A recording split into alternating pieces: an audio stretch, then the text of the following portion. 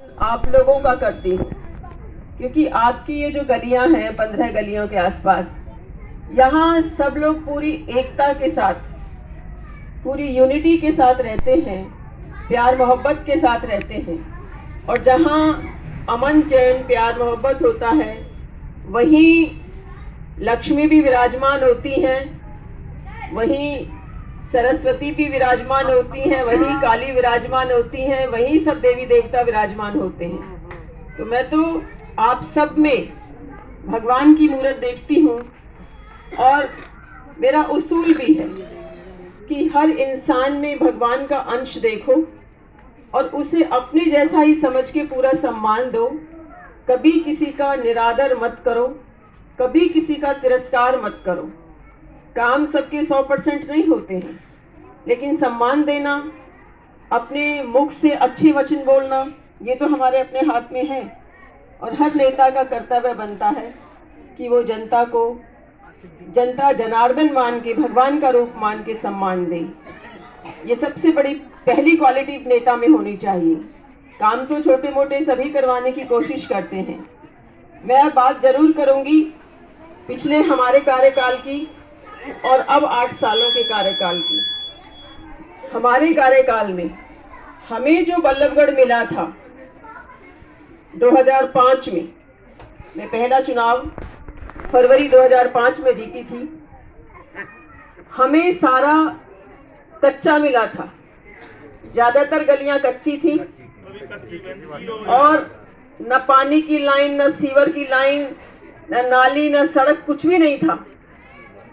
हमने बुनियादी काम करवाए पूरे विधानसभा क्षेत्र में। पानी की लाइनें भी डलवाई, सीवर की लाइनें भी डलवाई, सड़क भी डलवाई, बनवाई। तो हमने बुनियादी काम किए। और पानी के लिए हमने 17-18 बूस्टर, बड़े जो पानी के टैंक होते हैं, बड़े बड़े टैंक बूस्टर जो होते हैं, हमने पूरे विधानसभा क्षेत्र में 17-18 बूस्टर पानी के लगवाए। और इन 8 सालों में पूछ लीजिएगा मंत्री जी से कि आपने कितने बूस्टर लगवाए।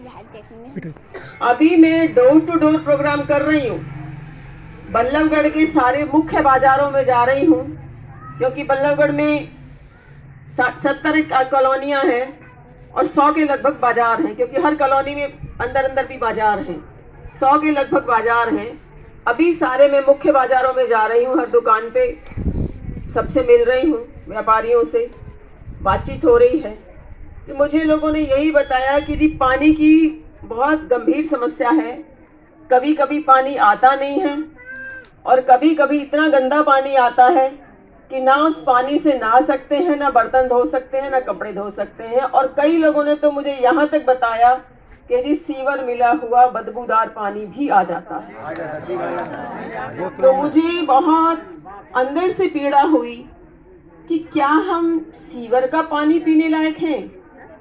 क्या हम सीवर के पानी से नहा सकते हैं? क्या मंत्री जी को एक बार बोलकर देखिए कि आपके घर में अगर सीवर मिला हुआ पानी आएगा तो आपको कैसा लगेगा? नरक जैसा लगेगा। तो हमें क्या आप नरक में धकेलना चाहते हैं? क्या हमने इसलिए आपको चुना था कि आप जो पानी जीवन की सबसे बड़ी बुनियादी जरूरत है, आप हमें जीवन के लिए वो बुनियादी जरूरत भी पूरा नहीं करेंगे? तो हमारा जब भी मौका आएगा, आने वाले चुनाव में आप हमें मौका देंगे, तो हम पानी पर विशेष ध्यान देकर हर व्यक्ति को बढ़िया पानी मुहैया करवाएंगे। ये हमारी प्राथमिकता रहेगी। यहाँ हमारे ऑफिस में तो कभी भी कोई भी चला जाता था, चाहे नौजवान हो, चाहे बुजुर्ग हो, चाहे महिलाएं हो, लेकिन वहां नहीं जा पाते हैं। वहां जरूर तिरस्कृत होकर आते हैं, क्योंकि वो इस भाषा का प्रयोग करते हैं जो इंसान अपमानित महसूस करता है। काम आप करा भी दो और बोलो ऐसे कि जैसे लठ मारा हो, तो उस काम की भी कोई वैल्यू नहीं रहती। तो सबसे पहले तो अपने मतदाताओं का, वोटरों का सम्मान है, वो सम्मान रखना बहुत जरूरी है। और काम भी ऐसे कोई बड़े नहीं हुए। हम आए तो हमने अपने टाइम में जो मेट्रो है, ये हमारे टाइम की है। मेट्रो के लिए दशहरा मैदान में हमने रैली करी थी, मेट्रो का उद्घाटन हमने बस अड्डा में करवाया था रैली करके, और आज ये कहते कि मेट्रो हम लाए। भाई चलते हुए काम पे तुम उसे रोक थोड़ी सकते थे, काम तो हम चला के गए थे, शुरू करके गए थे, हम पैसे की पहली किश्त जमा करवा के गए थे। आपने क्या अपनी जेब से दिया? आपने तो, आप जब उस वक्त विपक्ष में थे, हम सत्ता में थे, आपने तो मेट्रो के लिए आवाज भी नहीं उठाई कि मेट्रो लाओ। वो भी हम लेकर आए, YMCA तक रुक गई थी, वरना YMCA से बल्लभगढ़ तक लाने का श्रेय हमको जाता है, आपको जाता है। आप सबने मांग करी, हम सबने मिलकर रैली करी और हम यहाँ तक लेकर आए। हमने किसान भवन हमने बनाया, एम्स जो बल्लभगढ़ का अस्पताल है, एम्स की यूनिट इसमें हमने बड़ी बनवाई, OPD ब्लॉक हमने बनवाया, हमने यहाँ पे मॉडल स्कूल्स बनवाए, जगह जगह जहाँ जौहर थे हमने वहाँ पार्क बनवाए, कम्युनिटी सेंटर बनवाए, कई जगहों पे हमने छोटी डिस्पेंसरी बनवाई, डिलीवरी हट बनवाई। हमने यहाँ मुजेसर में बिल्कुल गंदी जौहर थी, वहाँ हॉस्पिटल और कम्युनिटी सेंटर बराबर बनवाया। यहाँ आपके आदर्श नगर में भी DP डोर के पास जो कम्युनिटी सेंटर बना है और पार्क में तब्दील हुआ है, वो भी हमने करवाया। हमने तो अपनी तरफ से दिल से काम करवाए लोगों के। IMT जो आई, आज IMT में दुनिया भर के रोजगार हैं। जब पहली बार चुनाव लड़ी थी तो गांव और शहर एक था, विधानसभा क्षेत्र में 70 गांव आते थे और पूरा बल्लभगढ़ आता था। ये IMT किसके राज में आई? जहां जितनी फैक्ट्रियां लग रही हैं वो हमारे राज में आई, हमारे टाइम में IMT आई। नहीं तो करण सिंह दलाल खूब हमारे पीछे पड़े, खूब CM के पीछे पड़े, जी IMT पलवल लगवाओ, पलवल लगवाओ। मैंने कहा भाई साहब कलेश हो जाएगा, कुछ भी हो जाएगा, धरने में बैठ जाऊंगी, IMT लगेगी तो बल्लभगढ़ में लगेगी। और बल्लभगढ़ में आज IMT लगी हुई है, इतनी फैक्ट्रियां लगी हुई हैं। तो हमने तो जो भी काम करवाए हैं दिल से करवाए हैं, जनता की बुनियादी सुविधाओं के लिए कराए हैं, आगे तक का सोच के करवाए हैं। और अब महंगाई देख लीजिए, चरम सीमा पे पहुंच रही है, आसमान को छू रही है, लोगों के गुजारे मुश्किल हो रहे हैं।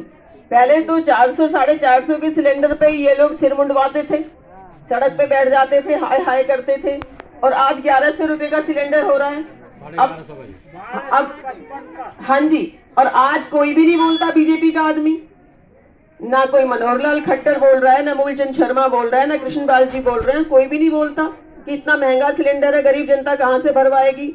बहुतों ने तो गांव में कोने में रख दिए सिलेंडर और चूल्हा, वो चूल्हे पे रोटी बन रही है लकड़ी जला के या उपला जला के, सिलेंडर इस्तेमाल नहीं कर रहे क्योंकि इतना पैसा ही नहीं है लोगों की जेब में।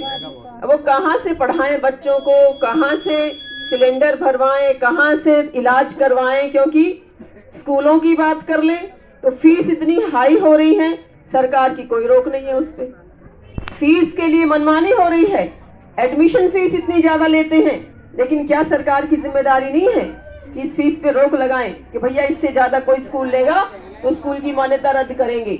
अस्पताल हैं, अस्पताल लोगों की जेब काट रहे हैं, जरा सी कोई बीमारी हो तो मेडिक्लेम देख लेते हैं कि मेडिक्लेम बना हुआ है, जब ही एडमिट कर लेते हैं, कई लाख का बिल बना देते हैं। इस पे कोई रोक नहीं लगा रही सरकार, जबकि दूसरे देशों में शिक्षा पे, स्वास्थ्य पे और जो भी चीजों के रेट हैं, चाहे वो खाने पीने की हैं, चाहे पहनने के कपड़े हैं, चाहे वो सीमेंट है, चाहे वो ईंट है, हर चीज पे एक रेगुलेटरी अथॉरिटी होती है, हर देश में होती है कि रेट फिक्स करेगी ये अथॉरिटी, और इस फिक्स रेट से ऊपर नहीं जाएगा। अगर 300 रुपए का कट्टा है तो पूरे देश में 301 रुपए का कोई नहीं बेचेगा, 300 का ही बेचेंगे। लेकिन इस देश में कोई विजन नहीं, कोई योजना नहीं, कोई नीति नहीं, कोई कार्यक्रम नहीं, जनता को लूटने में लग रहे हैं। व्यापार बिल्कुल चौपट हुआ पड़ा है। पहले लोग मरे नोटबंदी के चक्कर में, कितने लोग मर गए, फिर ये GST लगा दी, GST में काम धंधे बंद हो गए, फिर वो भगवान ने भी मार मारी, कोरोना आ गया, लॉकडाउन में सब धंधा चौपट हो गया, कितने लोगों की नौकरियां चली गई। तो अब इनके टाइम में तो ये नौकरियां भी ऐसे दे रहे हैं कि अपने अपनों को दे रहे हैं, आम जन को नौकरी नहीं मिल रही है, जनमानस को नौकरी नहीं मिल रही है, गरीब आदमी के लिए नौकरी नहीं है। बेरोजगारी पूरे देश में हरियाणा में नंबर 1 पे चल रही है। हरियाणा में बेरोजगारी नंबर 1 पे है। पूरे देश में बेरोजगारी की दर सबसे ज्यादा बेरोजगार हरियाणा में है। और मनोहर लाल खट्टर जी क्या करते हैं, एक शब्द नहीं बोलते इस बारे में कि हम नंबर 1 पे आ गए हैं बेरोजगारी में। और हमारे हरियाणा के ज्यादातर लोग फौज में चले जाया करते थे, सेना में भर्ती होने के लिए। अब वो भी नहीं जा सकते, 4 साल की नौकरी कर दी फौज में। अरे सुना है कभी? 4 साल में बच्चा क्या करके आएगा फौज में? क्या होगा कि बाप तो अभी नौकरी पे लग रहा होगा और बच्चा रिटायर होकर घर आ जाएगा, और ब्याह और नहीं होंगे। शादी ब्याह, भाई कौन लड़की वाला चाहेगा कि उसका दामाद 4 साल की नौकरी करके घर में बैठ जाए? और जो बच्चा एक बार 4 साल की नौकरी करके आ गया, ना तो पढ़ने के मतलब का रहा, क्योंकि पढ़ाई लिखाई में भी मन नहीं लगेगा, ना वो कुछ और करने के मतलब का रहा। तो ऐसे बच्चे क्या करेंगे? या तो चपड़ासी लगेंगे, या फिर वो सीख के तो सब आएंगे, चौकीदार लगेंगे, या फिर अपराधी बनेंगे। वही शादी ब्याह हो जाते हैं बच्चों के, फिर बच्चे हो जाते हैं आगे, परिवार बढ़ता है, कहां से रोटी खिलाएंगे? वो दीवार कूदनी भी सीख जाएंगे, तैरना भी सीख जाएंगे, वो हथियार चलाना भी सीख जाएंगे। तो क्या करेंगे जब बच्चे का पेट भरना होगा उन्हें अपने? तो अपराधी बनेंगे। तो ये तो देश में ऐसी ऐसी नीतियां लेकर आ रहे हैं जो ना किसी ने सुनी ना देखी।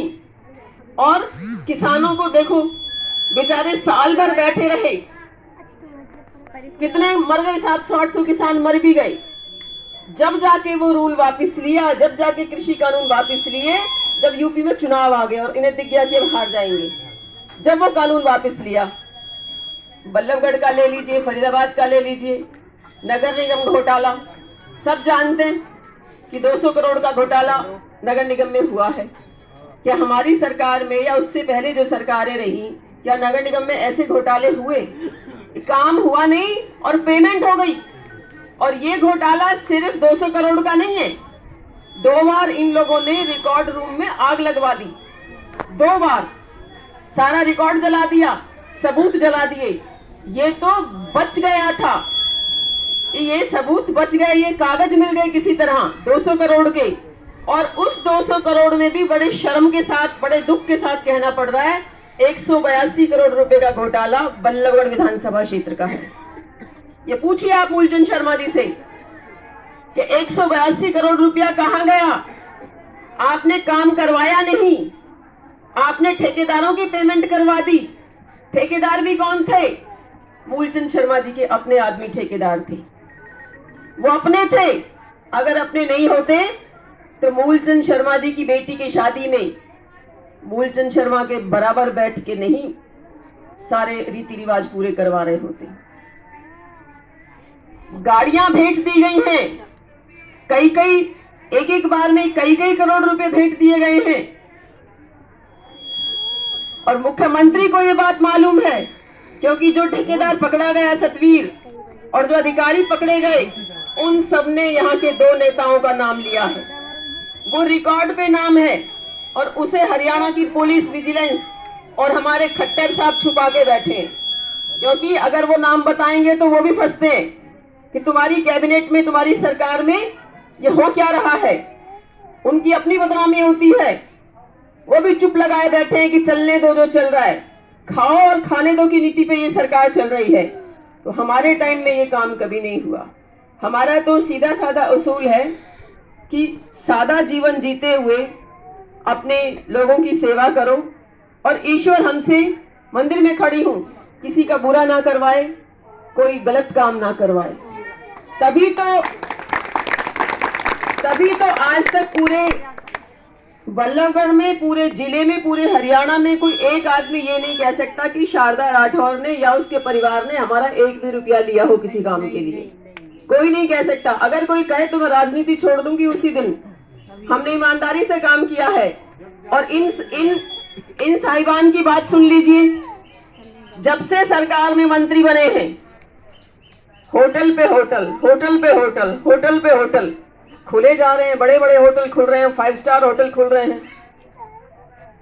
आपको सबको पता है ना कितने होटल खुल चुके, सरकार में मंत्री बनने के बाद कितने होटल खुल चुके। मैं भी